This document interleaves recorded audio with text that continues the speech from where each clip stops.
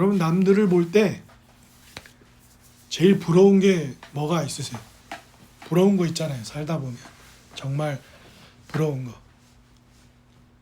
그 얼마 전에 사람들이 한참 재밌게 봤다고 하는 그 폭삭 소가수다 보면 거기 그 동네 부자라고 학시라고 나오잖아요. 학시라는 욕 많이 하는 사람, 부상길이라고. 그 사람이 배도 가지고 있고 선장도 하고 그 지역에서는 꽤 돈이 많은, 계속 부자로 살죠 그 사람은. 근데 그 사람 부인이 그 가난하고 막 그렇게 힘들게 사는 그 애손이라고 하는 주인공한테 그러잖아요. 나는 금명이 엄마가 세상에서 제일 부럽다고. 뭐가 부럽냐고. 돈 많고 막 그런데 뭐가 부럽냐고. 그러니까 나는 저기 애손이 남편인 그 관식이 보면 항상 부럽다고. 그렇게 진짜로 그 관식 씨는 일 열심히 해가지고 애순 씨한테 그 머리핀 사다 주냐고 엄청 부러워하잖아요. 자기 딸 보고 뭐라 그래요? 너는 엄마처럼 똥 밟지 말고 나중에 크면 꼭 저기 관식이 아저씨 같은 남편 만나라고 그 얘기를 하죠. 실제로 나중에 자기 딸이 그 집 아들이랑 결혼을 하잖아요. 네, 그죠? 드라마의 얘기지만 부러워하는 게 있잖아요. 남들 보면 비교도 되고 나 진짜 부럽다. 난 저 사람이 글을 잘 쓰고 작가로 사는 게 부럽다. 나는 저 사람 외모가 부럽다. 나는 저 사람이 가진 권력이 부럽다. 나는 저 사람이 가진 부모님이 친구가 무엇이 부럽다. 어쩌면 우리가 그토록 부러워하는 그것이 뭐예요? 그게 뭡니까? 흔히 우리가 사람들 속에 살면서 야, 저 사람 참 복 받았어. 저 사람 참 성공한 사람이야. 라고 생각하는 그 그림이 있잖아요. 그 이미지. 내 안에 간절히 원하고 소원하는 그 이미지가 누군가를 향한 어떤 큰 부러움으로 나타날 거예요. 그죠? 저 자리에 내가 좀 가봤으면. 저런 어떤 것을 내가 좀 가졌으면 하는 그런 것들이 저 사람 참 복 받았어. 라고 하는 걸 거란 말이죠.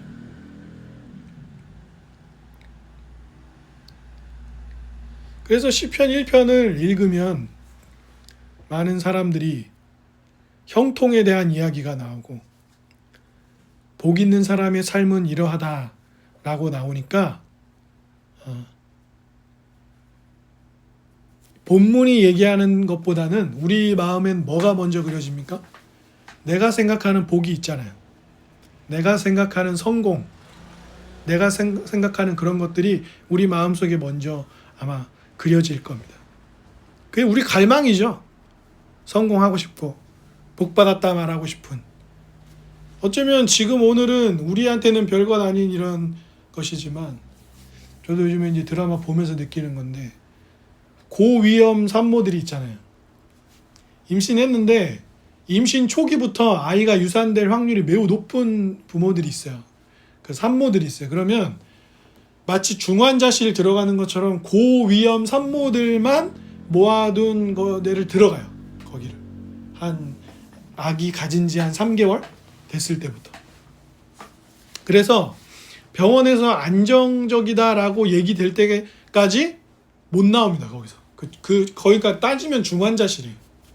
그 안에서만 안전하게 생활해야 되고 못 나오고 가족들도 못 만나요. 가족들이 들어가지도 못합니다. 중환자실하고 거의 비슷해요.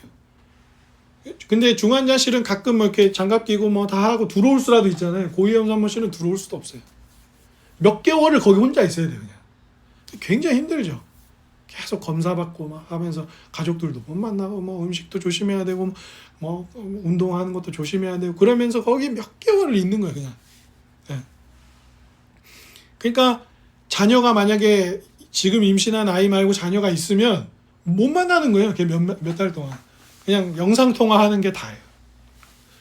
그러니까 지금 우리야 이렇게 밖에 나가서 밥도 먹고 걸어다니고 그러니까 누군가에게는 이 밖에 나가서 생활하는 이 일상조차도 굉장히 그립고 원하고 바라는 소원일 수 있는 것이죠.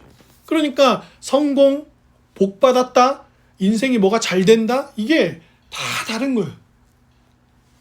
그잖아요. 친구들이 뭐 우리 엄마는 어때, 우리 아빠는 어때, 막 이렇게 잔소리 저렇게 했는데 그 중에 친구 갑자기 한마디 하는 거예요. 부모님 계시면 좋은 거지. 근데 만약에 그 얘기하는 그 사람도 부모님 지금 계시면 부모님이 안 계신 사람의 마음을 또 이해할 수 있을까요? 안 그렇단 말이에요. 그러니까 우리는 복, 성공, 삶이 잘 된다 이러면 뻔하게 그려지는 그림들 있잖아요. 뭐 돈도 많고 뭐 똑똑하고 뭐 외모도 괜찮고. 그래서 우리가 그런 사람들 뭐 엄친아, 엄친딸 이렇게 부르는 거 아니에요? 모든 조건을 갖춘 그런 엄마 친구 아들, 엄마 친구 딸 그렇게 부르는 거 아니에요? 그런데 그렇지 않다는 거예요. 우리가 생각하는 복, 성공했다, 삶이 잘 된다라고 하는 것은 그림이 다 달라요. 오늘 아프면 안 아프면 좋겠고, 그죠? 돈이 많아도 아프면 뭔 소용이에요? 그 돈 쓰지도 못하는데, 그죠? 근데 또 건강한데 돈이 없어. 그럼 그것도 마뜩지 않죠. 그러니까 사람들은 시편 1편을 읽으면 우리는 사실 양가 감정이 존재해요. 그래서 제일 많이 하는 실수가 뭐예요? 그러면 어떻게 하면 성공하는 거야? 어떻게 하면 진짜 제대로 된 복을 누릴 수 있는 이야기가 이 시편 1편에 있는 거야? 그러면서 보면 이제 뭐라고 나오는 거예요? 악인의 꾀를 쫓지 말고 죄인의 길로 가지 말고 오만한 자의 삶의 자리를 피하라. 그죠? 물론 이 말은 나쁜 행동을 안 하는 것을 넘어서서 세상의 악한 가치관이나 영향력으로부터 자신을 구별하는 마음의 방향성을 완전히 돌리라는 얘기예요. 그죠? 그러면서 이제 시편을 읽으면, 이 본문을 읽으면 뭐예요? 그러면 그런 것들은 안 하면서 뭘 하라고 되어 있습니까? 2절에 2절 한번 같이 읽어보겠습니다. 시작. 오직 여호와의 율법을 즐거워하여 그의 율법을 주야로 묵상하는도다. 예. 근데 이제 여기서 탁 걸리는 거예요. 1절까지는 괜찮아요. 나쁜 짓 하지 말라는 거구나. 담배 안 피고 술 안 먹고 사람 안 때리고 사람한테 욕 안 하고 속이지 않고 사기치지 않고 거짓말하지 않고 막 그렇게 살면 되는구나. 근데 이제 2절에 가면 턱 걸리는 거죠. 왜요? 여호와의 율법을 즐거워하여 주야로 그것을 묵상하라.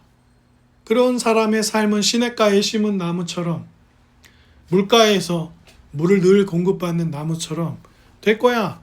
열매를 맺을 거야. 삶이 형통할 거야. 잎사귀는 푸르르고 잘 될 거야. 이렇게 얘기하는 거죠.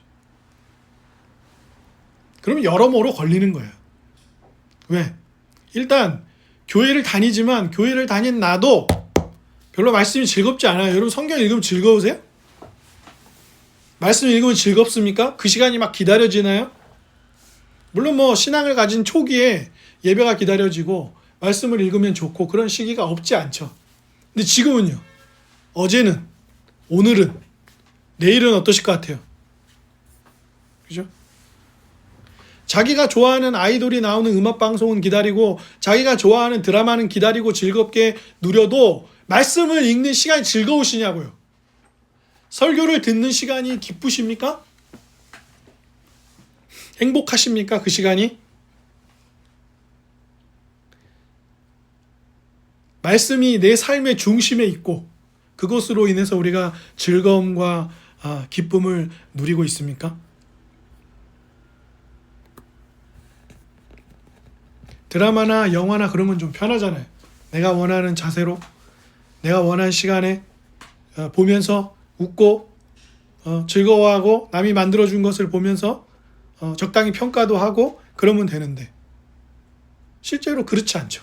이거는 신앙이 있어서 교회를 다니는 사람이나 믿음이 없는 사람들이나 마찬가지예요.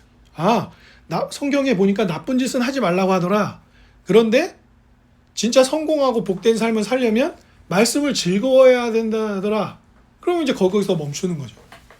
저는 유시민 작가님 되게 좋아하는데 책도 읽고 또 여러 좋은 내용들을 정리해서 설명해 줄 때도 도움을 많이 얻습니다. 유시민 작가님이 한참 민주화 운동 열심히 하다 감옥에 갔잖아요. 본인도 성경을 읽으셨다고 하더라고요. 다 읽었대요. 처음부터 끝까지 이렇게. 그리고 아마 지금도 전혀 안 읽을 거라고 생각하지는 않아요. 중간에 참고할 필요가 있다면 읽으실 거라고 생각을 합니다. 뭐 요즘에 많이 읽지는 않으시겠지만 뭐 신앙이 있는 분이 아니니까. 근데 읽고 좋은 점도 있었고 나름 꼼꼼히 읽기도 했는데 믿어지지는 않더라 라고 본인이 얘기하시더라고요. 네. 믿기 쉽지 않죠. 뭐 창세기부터 요한계시록까지 다 이렇게 실로 잘 꿰가지고 통일성 있게 이해하는 것도 누군가의 도움이 없으면 사실 어려운 거고요. 아무리 똑똑한 사람이라고 하더라도. 목사인 저도 성경을 읽는 일이 마냥 그렇게 항상 뭐 만약에 누군가 저에게 목사로 살아오면서 한 번도 성경 읽는 일이 직업적이거나 의무적이거나 그러지 않으셨습니까? 라고 하면 아니 그렇지 않아요. 그렇지 않아요. 돌아보면 종종 말씀 읽는 일에 지루함을 느끼기도 하고 답답하기도 하고 내 삶의 현실은 뭐 크게 바뀌지도 않는데 성경 읽는다고 뭐가 바뀌나 그런 생각이 들기도 하고 그래서 설교를 잘 못하면 계속 못하게 돼요.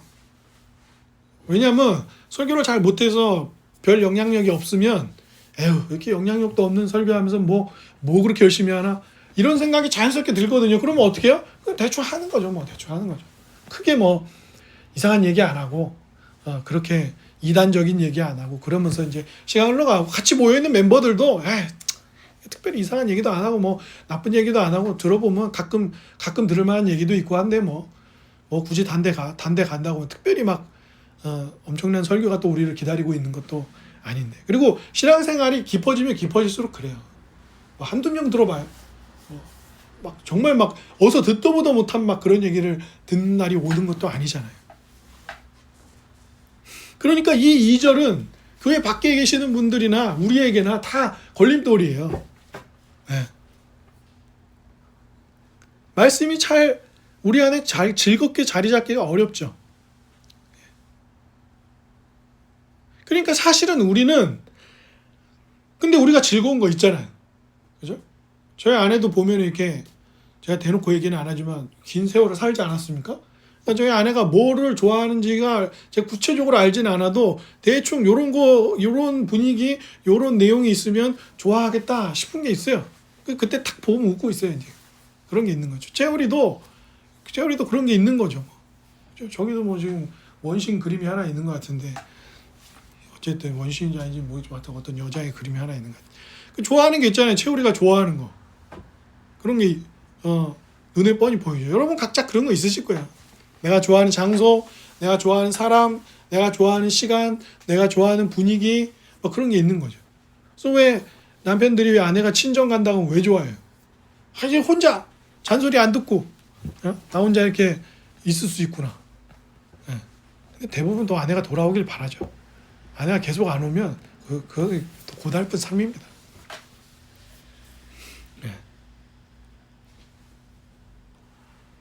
근데 우리가 실제로는 좋아하고 즐거워하는 것들이 있다는 거예요.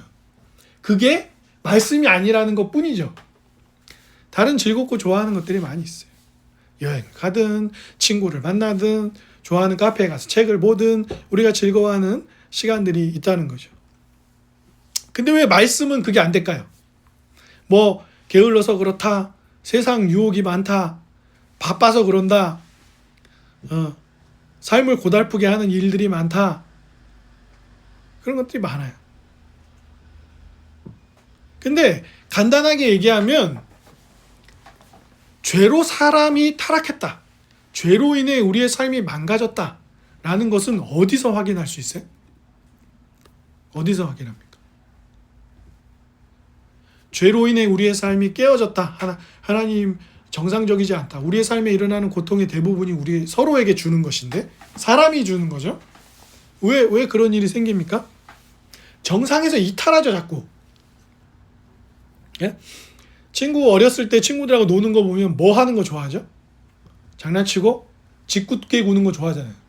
그죠? 놀리고 몰래 카메라 하고 사람들 속이고 거기서 오는 깜짝 놀라는 즐거움을 누리려고 한다고요. 그러니까 왜 그러냐고요. 그러니까 그게 정도가 심하면 어떻게 되는 거예요? 법을 어기거나 윤리적으로 도덕적으로 용납하지 못할 만한 것을 넘어서는 거죠. 어린 아이들 중에 요즘은 별로 그런 게 없는 것 같은데 놀거리가 많으니까 어린 아이들 중에 보면 우리 어렸을 때 보면 이게 불장난하는 거 좋아하는 애들 있어요. 불장난하는 거. 성냥 이렇게 켜보고 막 괜히 휴지에 불 붙여보고 막 지금이야 스마트폰 있고 재밌는 거 많고 그러니까 그게 없지만 저희 어렸을 땐 그런 게 있었다고. 그래서 저희도 어렸을 때 봉천동 살 때 봉천동에 뭐 바람산이니 뭐 먼 산이 뭐 산들이 많았어요. 왜냐면 다 사는 동네가 산이니까. 그래서 서울 사는 사람인데도 뒷동산에 올라가고 애들이랑 불 피워가지고 막 집에서 고구마 갖고 와라 뭐 갖고 와라 해가지고 구워 먹고 그러다가 괜히 막 쓰레기 같은 거 버려놓은 데다가 불똥 튀어갖고 막 불 붙여놓고 막 도망가고 막 그런 일이 있었다고요. 그죠? 그러니까 사람이 하나님이 우리에게 주신 뜻 안에서 살면 누릴 수 있는 안정과 기쁨이 있는데 우리가 죄로 인해 망가졌다는 건 어디서 확인하냐면 그걸 자꾸 벗어나고 싶은 거예요. 그 범주를 좀 깨고 싶은 거예요. 답답하다. 야, 뭐 이게 인생 깝깝해. 한번 우리도 일탈을 한번 저질러 봐. 그죠? 그런 걸 해보는 거라. 그걸 못하면 현실 생활에서 잘 못하면 게임으로라도 하는 거예요. 게임으로라도. 네. 게임에서 짓궂은짓 하는 사람들도 많아요. 왜? 현실 생활에서는 할 수 없는 건데 게임에선 용납이 되면 해보는 거죠. 그죠? 그리고 부자들이나 이런 사람들 보면 법 어기는 일이 얼마나 많아요. 그래서 거기 보면 재벌집 아들들이 어떻게 하죠? 법 어기고 변호사 찾아오면 우리가 변호사님한테 왜 그렇게 돈 많이 쓰는 줄 알아요?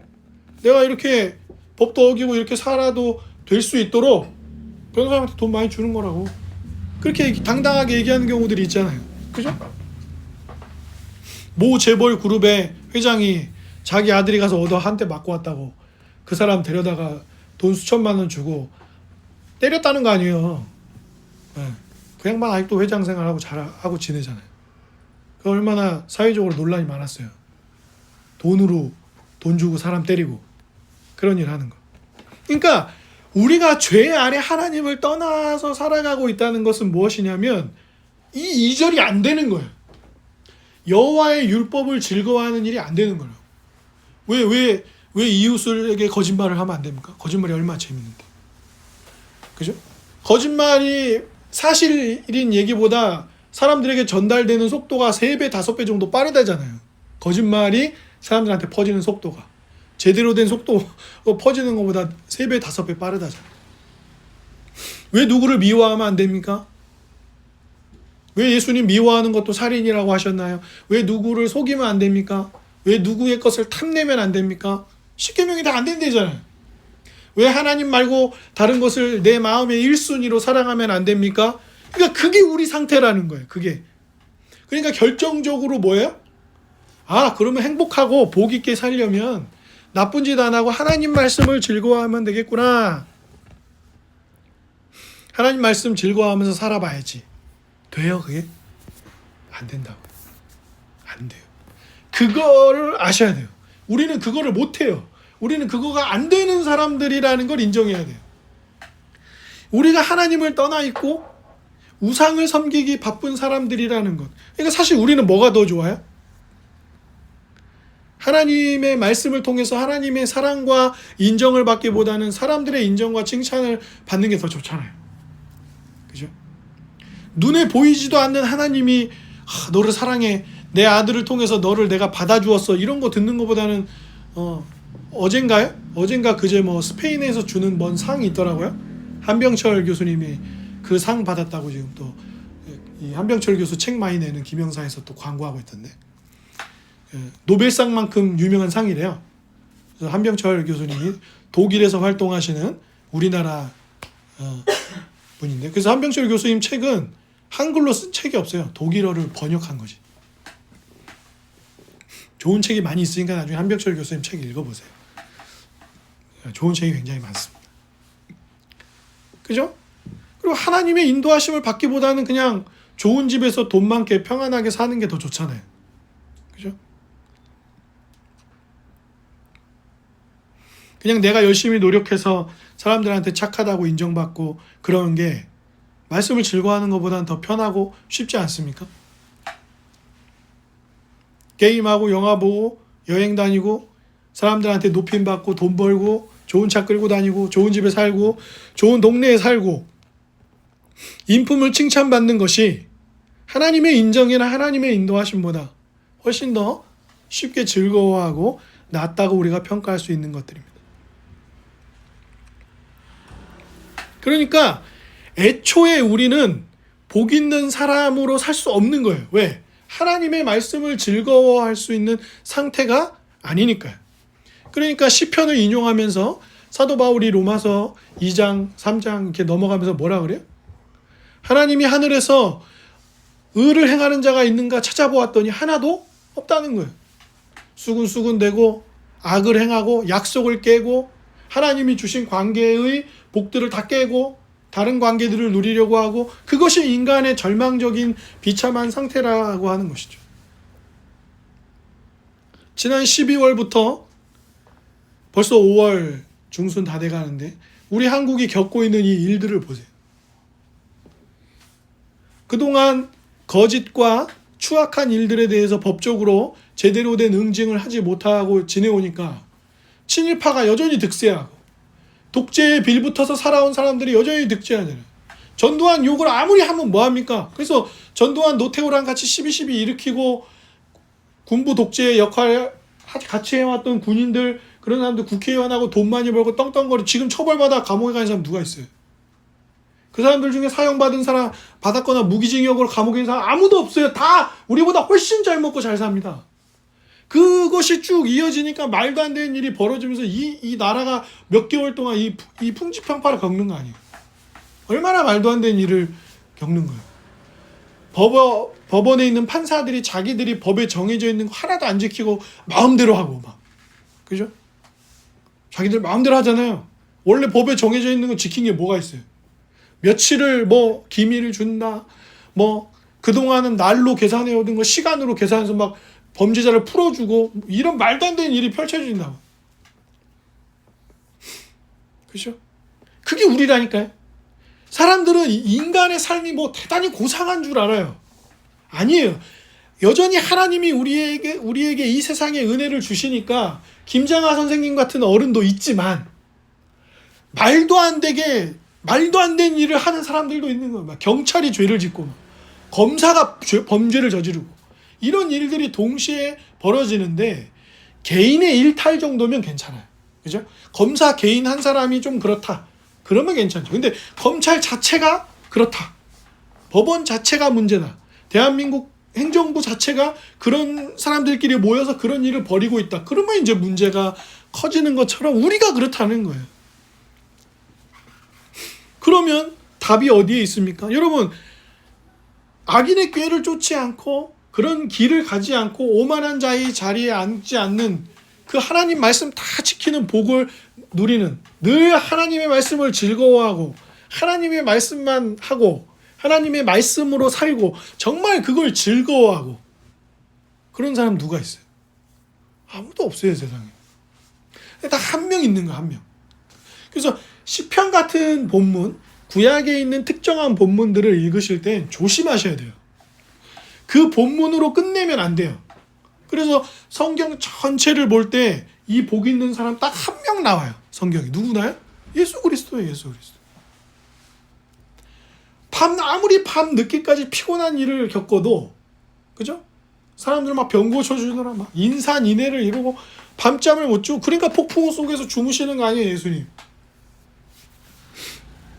그런데 그렇게 피곤하게 잠들어도 새벽에 일찍 일어나서 어디 가 계셨어요, 예수님 맨날? 기도하러 가 있어요, 기도하러. 기도하러 가면 누구 만난대요? 하나님 만나죠. 예수님이 십자가 위에서 하신 말들 뭔 말이야, 다 그거? 십자가에서 7마디 하셨는데 다 성부 하나님이 성경에서 하신 말씀이거나 예수님을 통해서 이루고자 하시는 말씀이거나 그런 것이죠. 그죠? 예수님이 이 땅에 와서 살아간 삶 중에 하신 말씀 중에 하신 행동 중에 율법을 어긋난 게 있나요? 하나도 없죠. 그럼 억지로 지키셨나요, 율법을? 하나님 말씀을 막 억지로 막 마지못해서 막 그냥 감기는 눈을 막 뜨면서 막 그렇게 사셨나요? 아니에요. 예수님은 정말 아버지의 뜻을 즐거워하셨어요. 기뻐하셨습니다. 그러지 않았으면 십자가를 갈 수 없어요. 왜? 십자가에서의 고통과 죄인들을 대신해서 받는 하나님의 외면과 형벌이 얼마나 큰 줄 알았는데 예수님이 왜 그 자리에 가셨겠어요? 히브리서에서, 디도서에서, 골로새서에서 다 뭐라고 말합니까? 성자 하나님이신 예수님께서 그 길을 기꺼이 가신 거예요. 즐거이 그 길을 가셨습니다. 예수님만이 말씀을 온전히 즐거워하셨고 그 뜻을 사셨어요. 그분이니까 누구예요? 그분이 복 있는 사람이에요. 그분이 복 있는 사람입니다. 그러니까 말씀을 즐거워하지 못하고 다른 인정이나 다른 기쁨을 가지며 사는 우리에게 우리의 실패를 친히 감당하고 우리의 죄는 대신 지시면서도 자신이 유일한 복 있는 사람으로서 그 복을 우리에게 가져다 주시는 분이 누구예요? 그분이 예수님이에요. 그분이 예수님입니다. 저는 제 평생 사역자로 살아오면서 단 한 번도 이런 기도 제목을 저에게 준 형제자매들은 거의 없었어요. 예를 들어서 저에게 목사님, 인생을 살다 보면 말씀을 슬럼프 같은 경우 영적 침체를 겪을 수도 있고 또 나를 유혹하는 것들도 참 많은데 세상엔 좋은 것도 많지만 하나님이 주신 것을 하나님이 주신 것으로 누리지 못하게 하는 유혹들이 참 많습니다. 그러니까 제가 하나님의 말씀을 말씀으로 잘 받아서 그 말씀을 즐거워하고 잘 따라갈 수 있도록 기도해 주십시오 라고 하는 기도 제목은 제가 받은 기억이 거의 없어요. 여러분 그런 일들을 왜 기도하십니까? 여러분 여러분의 이웃들에게 성경의 말씀이 그렇게 복으로 드러나도록 바라고 기도하고 계십니까? 여러분이 성경을 읽으실 때 우리가 성경을 읽을 때 하나님의 말씀을 들을 때 이 안에 있는 복이 우리 이웃들에게도 나눠지기를 바라는 그런 생명의 마음이 드십니까? 그 일들은 언제 생기나요? 그리스도께서 우리를 위해 죄의 형벌을 대신 받으시고 그러나 우리를 거기로부터 씻어서 새로운 삶으로 부르시죠. 어떤 삶이요? 전에는 여호와의 율법을 즐거워하여 주야로 묵상하도다. 그러면 안 되고 억지로 살다가 실패하고 때려쳐버리고 이게 우리의 삶이었어요. 아니면 그것 자체를 우습게 보거나 별것 아닌 것으로 생각하는 다른 즐거움을 더 쫓도록 했지요. 그런데 예수 그리스도를 믿은 후로는 그리스도께서 나를 위해서 이 말씀을 즐거워하지 못하는 그래서 원래 하나님이 의도하셨던 하나님을 사랑하고 이웃을 사랑하도록 부르신 삶으로부터 들어서 알아도 살지 못하는 이 삶으로 나를 부르시는 죄의 형벌은 대신 받으시고 생명의 부활의 생명은 우리에게 흘려보내셔서 그리고 약속대로 누구를 보내셨죠? 성령을 보내셔서 말씀을 기억나게 하시고 말씀을 가르치시는 거예요. 그러니까 누군가에게 믿음이 있냐 없냐를 가장 명확하게 드러내는 시금석은 말씀이에요. 말씀입니다. 그를 다시 살리는 것도 말씀이고 그를 다시 세우는 것도 말씀입니다. 그리고 만약 영적 침체에 빠졌다 하더라도 아무리 드라마를 보고 영화를 보고 여행을 가고 돈을 벌어보고 사람을 만나보고 해도 믿음이 있는 사람에게는 하나님의 말씀이 아닌 다른 것이 그에게 참된 기쁨을 주지 못합니다. 반드시 여기로 돌아오게 되어 있어요. 왜? 자신을 위해서 생명을 던져 하나님과 이웃을 사랑하는 삶의 사랑의 참된 안정권 안으로 부르신 이 구원만이 그에게 기쁨이 되기 때문에 그래요. 아무리 세상에서 돈이나 명예나 권력에 심취한다 하더라도 그리스도가 주는 말씀의 생명이 아니고서는 그에게는 기쁨일 수 없는 겁니다. 그에게 참된 마음의 가람을 채워주는 생명이 되지 못해요. 그래서 그리스도는 이 땅에 오신 것입니다. 그래서 그리스도는 말씀대로 사셨고, 그래서 그리스도는 그 말씀대로 사는 생명의 기쁨이 무엇인지를 우리에게 알려주시기 위해 오신 것입니다. 우물가에서 사마리아 여인을 만나셨을 때 예수님 뭐라고 하셨습니까? 마시면 다시는 목마르지 않는 물이 여기 있다. 여인이 그 물을 좀 내게도 주십시오. 그랬을 때 예수님 무슨 얘기 꺼내십니까? 남편 불러오라고. 남편 어딨냐고. 왜 그 얘기 하셨어요? 이 여인은 삶의 즐거움과 기쁨이 내 삶을 지탱해 준다고 생각했던 남편에게 있었기 때문입니다.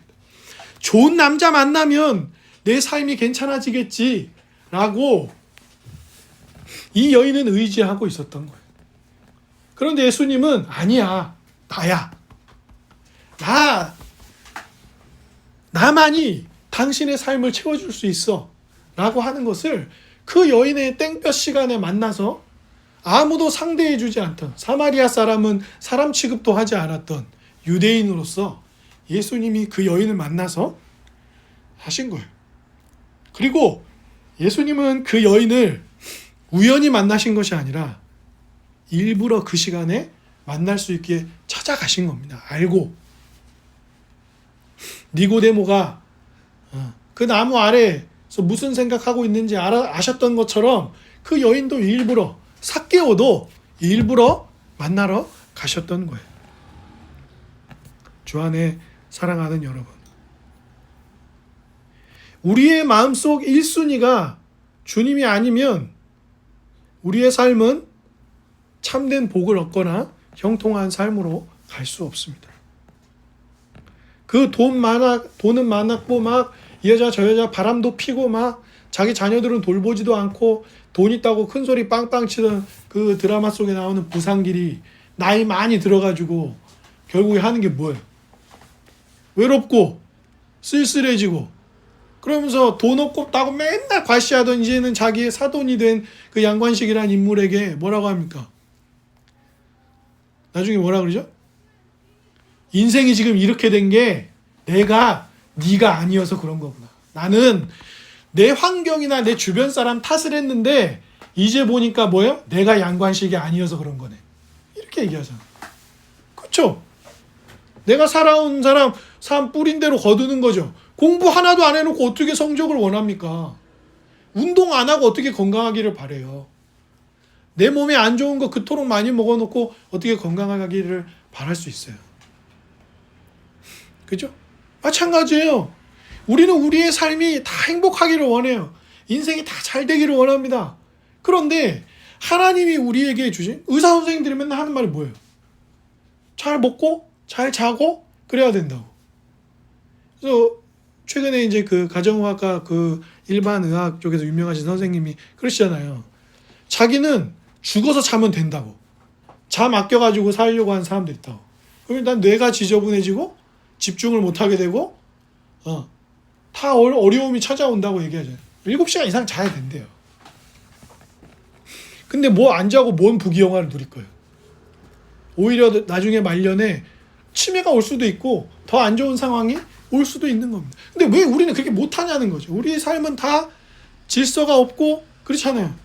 결국에 나이 들어서 깨닫는 건 일정하게 건강한 패턴을 따라서 살아야 된다는 거예요. 그죠? 젊을 때 막 건강을 과신하고, 그죠? 나이 들면 아무리 똑똑한 사람도 다 까먹어요. 그렇게 많이 기억 못하고 그렇게 똑똑한 사람으로 살지 못합니다.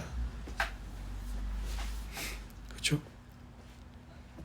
주 안에 사랑하는 여러분, 오직 이 복된 삶으로 우리를 초대하시는 분은 그리스도 한 번뿐이에요. 그 근본적인 복 있는 사람, 진짜로 유일하게 복 있는 사람으로 사셨던 그 예수 그리스도만이 우리를 초청하시는 거예요. 이 삶으로. 그러니까 시편 1편 하나로 존재하는 것이 아니라 성경 전체 안에 머물면서 시편 전체 안에서도 시인들이 한숨 쉬고 눈물 흘리고 고통스러워하는 대다수의 이유가 뭡니까? 나나 당신이 말씀대로 살지 않아서 서로를 고통스럽게 만드는 거예요. 근데 시편의 끝에 가면 노래들이 나온단 말이에요. 그 노래들의 대부분은 뭐예요? 하나님을 노래하는 것이고 하나님이 우리를 구원하신 은혜를 노래하는 거지. 결국에 우리의 삶이란 하나님이 우리를 참된 사랑의 질서로 부르시는 삶에 우리가 그 안에 있는 것. 우리가 그 삶 안에 있는 거. 근데 우리가 오늘부터 말씀대로 살아야지, 말씀 열심히 봐야지가 아니라 그 말씀대로 살아서 우리의 죄는 짊어지되 우리에게 생명을 주시고 아버지와의 관계를 죄인과 심판자의 입장이 아니라 하나님의 자녀된 하나님 나라로 우리를 부르시는 그리스도를 알 때, 그래서 요한복음 17장에 예수님이 뭐라 하셨죠? 영생은 참 하나님과 그가 보내신 자 그의 아들이신 예수 그리스도를 아는 것입니다. 그게 영생이에요. 그게 복입니다. 그게 시편 1편의 얘기예요. 그리스도가 누구신지를 모르면, 그리스도가 우리를 위해 무엇 하셨는지를 모르면, 그리스도가 무엇을 짊어지셨고 그리스도가 무엇을 우리에게 주셨는지를 모르면 우리의 삶의 형통은 우스운 것입니다. 돈 많은 사람들은 돈 없는 사람들을 보고 뭐냐? 돈 없어서 저렇게 힘들게 사는구나. 그래서 자기 삶엔 아무 근심이 없습니까? 자기는 영원히 건강하게 이 땅에서 살 거예요? 아니에요. 그게 무기일 뿐입니다. 무기일 뿐이에요. 낭만을 평생 보타고 살았던 삶의 낭만은 참 멋있어 보이죠. 그러나 낭만만으로 삶을 살 수는 없는 거예요. 모든 것에는 질서와 울타리가 있는 법이죠. 그죠? 아무리 자기 아이를 사랑한다고 불장난도 괜찮다 그러고 이상한 약물에 손대는 것도 괜찮다 그러고 그런 부모가 어디 있습니까? 해도 되는 것과 하면 안 되는 것을 각자 가치관에 따라 가지고 있는 것이죠. 그런데 성경은 우리에게 여호와의 말씀에 그 모든 생명이 있고 그 생명을 즐거워하는 자리로 오는 것은 오직 예수 그리스도 뿐이라는 것을 우리에게 가르쳐주고 있는 것입니다. 그러니 오늘 우리의 기도는 그리스도를 믿음으로 하나님의 말씀을 즐거워하는 삶에 우리를 잘 도와주십시오. 그 은혜를 누리도록 해주십시오. 약속대로 보내신 성령의 인도하심을 따라 하나님의 말씀을 가르쳐 주시고 하나님의 말씀 속에 살게 해주십시오. 그것이 오늘 우리의 기도가 되어야 합니다. 그것이 우리의 삶이 되어야 해요. 그래서 설령 세상에서 부와 명예를 포기하게 되는 선택을 하더라도 그게 말씀이 우리에게 요구하는 거면 우리는 그 길을 기꺼이 갈 수 있는 거예요. 왜? 영원한 생명의 길임을 우리가 알기 때문입니다. 주 안에 사랑하는 여러분, 말씀이 아닌 다른 것이 우리의 삶의 첫 자리를 차지하지 않도록 기도하시고 말씀이 요구하는 선택들을 따라 살도록 기도하십시오. 그리고 그 길에 자신의 생명을 던져 그렇게 살지 못하는 우리의 삶을 형벌은 받으시고 생명의 길로 우리를 부르신 그리스도의 희생이 있다는 것을 기억하십시오. 자녀들이 어른이 되어 성장하고 나이가 들면 부모가 자신을 위해서 얼마나 수고하고 희생해 왔는지를 배우게 됩니다. 잊지 마십시오. 우리의 삶이란 우리 구주께서 자기의 생명을 들여 지금 여기 우리의 삶이 있다는 것을 놓치지 마십시오. 그래서 말씀 속에 살다 보면 큰 기쁨을 놓치지 않는 것입니다. 세상은 자꾸 말씀을 벗어나서 사는 것이 즐거움이 있는 것처럼 우리에게 얘기하지만 그렇지 않아요. 그건 법을 어기고 살아도 괜찮다고 말하는 것과 다를 바 없는 것입니다.